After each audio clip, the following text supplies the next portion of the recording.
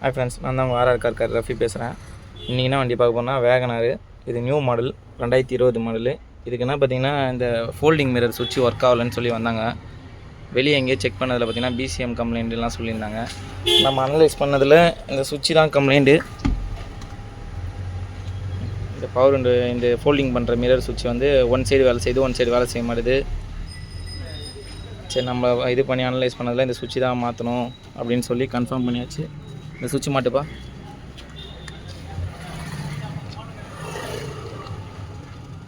சுவிட்ச் கழட்டணும்னா டோர் பேடை கழட்டி தான் மாட்ட முடியும்.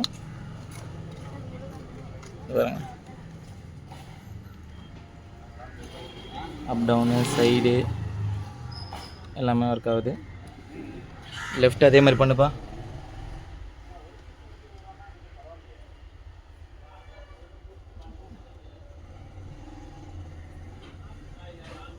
லெஃப்ட்டும் ஒர்க் ஆகுது.